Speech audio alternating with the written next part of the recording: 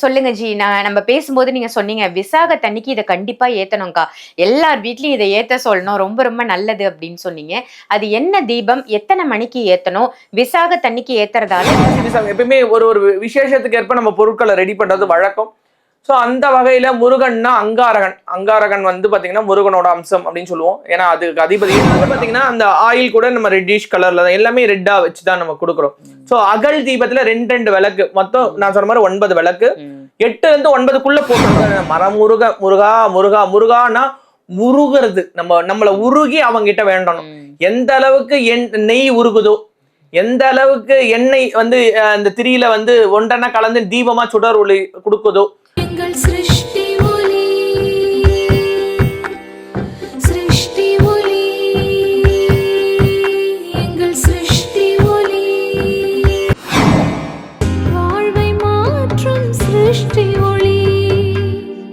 சிருஷ்டி ஒளி சொந்தங்கள் அனைவருக்கும் அன்பான வணக்கங்கள். இன்னைக்கு நம்ம சிருஷ்டி ஒளியில ரொம்ப முக்கியமான பதிவு பார்க்க போறோம்.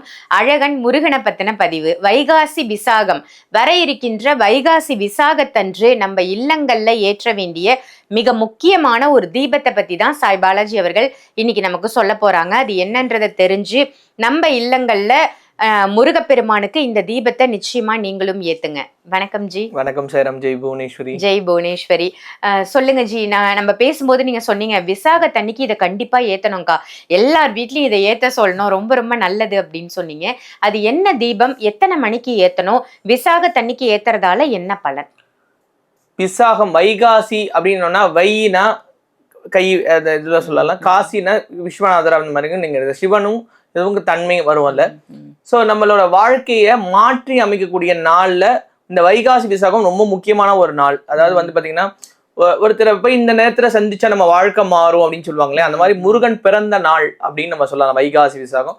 குறிப்பா வந்து பாத்தீங்கன்னா திருச்செந்தூர் முருகனுக்கு தான் இது ரொம்ப விசேஷமா இருக்கும். வைகாசி விசாகத்துல திருச்செந்தூர் முருகனை வழிபாடு பண்றது நம்ம வாழ்க்கையில இருக்கிற அசுபங்களை விளக்கக்கூடிய ஒரு நல்ல தன்மை இருக்கும். எதனாலனா அந்த திருச்செந்தூர் முருகன் தான் சூர சம்ஹாரம் எல்லாமே பண்ணக்கூடிய ஒரு தன்மை.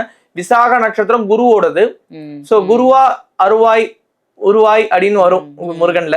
சோ நம்ம இதெல்லாம் எதனால கட் பண்ணி சொல்றோம்னா, நமக்கு தமிழ் கடவுள், தமிழனுக்குன்னு ஒரு கடவுள் நமக்காக ஒருத்தன் இருந்தா, நம்ம என் ஊர் என் மக்கள் என் நாடு அப்படின்னு சொன்னது வந்து பாத்தீங்கன்னா முருகன் தான். சோ அவ்வைக்கே பாடம் புகட்டினது முருகன் தான். சித்தனா வந்து அகத்தியனா இருந்து நமக்கு அருள் பாலிச்சதும் முருகன் தான். ஸோ நிறைய விஷயங்கள்ல முருகனை சொல்லலாம். இப்ப முருகர் யுகம் சொல்லி நிறைய பேர் முருகன் போறாங்க, ரொம்ப சந்தோஷமா இருக்கு. ஸோ முருகனுக்கு அப்படின்னும் பொழுது நம்ம இடத்துல வந்து சத்ரு சம்ஹார முடிச்சுன்னு நம்ம கொடுத்துருந்தாலும் வைகாசி விசாகம் எப்பயுமே ஒரு ஒரு விசேஷத்துக்கு ஏற்ப நம்ம பொருட்களை ரெடி பண்றது வழக்கம். ஸோ அந்த வகையில முருகன்னா அங்காரகன் வந்து பாத்தீங்கன்னா முருகனோட அம்சம் அப்படின்னு சொல்லுவோம். ஏன்னா அதுக்கு அதிபதியே முருகன் தான். செவ்வாய் தோஷம் இருக்கிறவங்க, செவ்வாயால பாதிக்கப்பட்டவங்க, ருணம்னா வியாதி, கடன், இதுல அவதிப்படக்கூடியவங்க, அதுக்கப்புறம் நிலம் சம்பந்தப்பட்ட பிரச்சனையில பாதிக்கப்பட்டவங்க, நிலத்தினால ஏமாந்து போனவங்க, நிலத்தினால வந்து பாத்தீங்கன்னா அந்த நிலத்துல இருக்கிறதுனால அந்த வீடு வாடகைக்கோ இல்ல வீட்டுல வசிக்கும் பொழுது எளிதில் அடங்காத கஷ்டம், செய்வினையில அந்த நிலத்துல செய்வினை பண்ணியோ இந்த மாதிரி இருந்து அவங்க கஷ்டப்படுறாங்கன்னா அதை எல்லாத்தையுமே தவிடுபடியாக்கி அவங்களோட வாழ்க்கையில நல்ல நிலைமைக்கு கொண்டு வரத்துக்கு இந்த வருகிற 30ஆம் தேதி சனிக்கிழமை வைகாசி விசாகத்துல காலையில 8 மணில 9 மணிக்குள்ள நம்ம கொடுக்கற இந்த 18 முடிச்சு, நான் சொன்ன மாதிரி விசாகம்ன்றது குரு நட்சத்திரம், அதனால குருக்கு உரிதான எல்லோ கலர் த்ரெட்டை கட்டி இருக்கும். முருகனுக்கு உரிதான அந்த செவ்வாய்க்கு உரிதான சகப்பு முடிச்சு, அந்த முடிச்சுக்குள்ள முருகனுக்கு உரிதான மூலிகையை வச்சிருக்கிறோம். சோ 9 அகல் விளக்கு நவகிரகம், 9 அகல் விளக்கு உங்களுக்கு வந்து பாத்தீங்கன்னா செவ்வாயை குறிக்கும். சோ ஸ்டார் யந்திரம், கையினாலேயே ஸ்டார் யந்திரம் வீட்லயே வரையணும். எப்படி வரையணும்னா சந்தனத்தினால வரையணும். சந்தான பாக்கியம் இல்லாதவங்களுக்கும் திருமண பாக்கியம் கிடைக்கணும்ன்றவங்களுக்கும், புது வீடு கட்டணும், புதுசா வீடு வாங்கணும், அதாவது ஒரு குழந்தையோட பிறந்த நாளுக்கு போகும்போது நம்ம கிஃப்ட் கொடுப்போம். ஆனா முருகனோட பிறந்த நாள் அப்போ நம்ம இந்த கிஃப்ட் கொடுத்தா முருகன் நமக்கு எண்ணிலடங்காத கிஃப்ட் கொடுப்பாரு. அதனால 9 தீபத்தை அந்த ஸ்டார் தீபத்தை ஸ்டார் எந்திரத்தை கையினாலே வரைஞ்சிட்டு சரவண பவன் எழுதி, எல்லாமே சந்தனத்தாலதான் வரையறதும் சந்தனம் தான், முழுக்க தரையில தான் வரையணும். வீட்டு தரையில, பூஜை ரூமுக்கு கீழே இருக்கிற தரையில ஸ்டார் எந்திரம் பெருசா வேண்டாம், சின்னதா அழகா ஸ்டார் எந்திரம் வரைஞ்சு சரவண பவன் எழுதி அதுல ஒரு வேல் அந்த ஸ்டார் எந்திரத்துக்கு நேரா ஒரு வேல் கையினாலே அதே சந்தனத்துல வரைஞ்சு அந்த இடத்துல கரெக்டா 9 விளக்குகள் வர மாதிரி. இப்ப 6 இதுல வந்துடும், சென்டர்ல 1 7 ஆயிடும். இந்த முருகனோட விளக்குல அந்த வேல்ல 1 8 ஆயிடும். ஒரு விளக்கு முருகன் படத்தாண்டு வைக்கணும் மேல.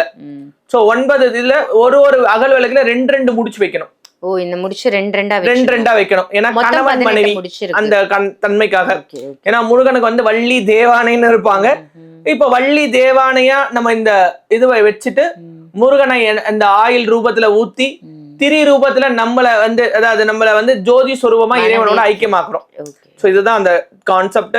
சோ இதுல பாத்தீங்கன்னா முருகன் பாத்தீங்கன்னா குருவா நமக்கு வழிகாட்டுறது மட்டும் இல்லாம செல்வாக்கு, ரோகம் இல்லாத வாழ்க்கை. நான் முதலே சொன்ன மாதிரி திருமண பாக்கியம், குழந்தை பேரு, செய்வினையினால பாதிக்கப்பட்டிருந்தா, உடல் ரோகத்தினால பாதிக்கப்பட்டிருந்தா, மன ரோகத்தினால பாதிக்கப்பட்டிருந்தா, செவ்வாய் இந்த பிசிஓடி ப்ராப்ளம், ரத்தம் சம்பந்தப்பட்ட பிரச்சனை, இது எல்லாமே சரி பண்ணக்கூடிய ஒரு ஆற்றல் இதுல இருக்கு. சோ இந்த முடிச்சு நார்மலா கிடைக்குமான்னு கேட்டா இந்த வைகாசி விசாகத்துக்காகவே ஸ்பெஷலா ரிவ்யூ பண்ணது.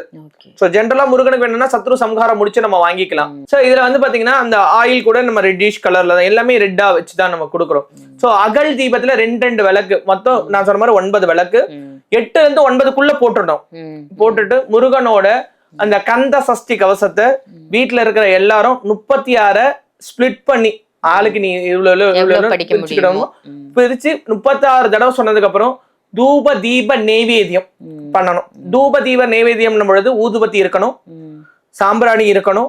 நெய்வேத்தியம் பொழுது வடை பாயாசத்தோட சமைக்கலாம். இல்லைங்க நான் அதெல்லாம் பண்ண மாட்டேங்க, எங்க வீட்டுல அதெல்லாம் சொன்னா என்ன போது உழைப்பாங்க அப்படின்னு சொன்னோம்னா மாதுளை பழத்தை கட் பண்ணி அதை உதிர்த்து அந்த உதிர்த்த மாதுளை பழத்துல நெய் விட்டு கற்கண்டை போட்டு முருகா இந்த ஏழை கொடுக்குற இந்த இது ஏத்துக்கிட்டு என்ன இது பண்ணுன்னு சொல்லிட்டு அந்த இதுல முருகனுக்கு அலங்காரம் பண்ணும் பொழுது சகப்பு அலரிப்பூ, இல்ல சகப்பு ரோஜா, இல்ல சகப்பு தாமரை மலர், இப்ப அள்ளி சொல்லுவாங்க, சகப்பு அள்ளி, இந்த மாதிரி சகப்பு இருக்கிற மாதிரி பண்ணிட்டு முருகா முருகா முருகானா முருகிறது, நம்மள உருகி அவங்க கிட்ட வேண்டணும்.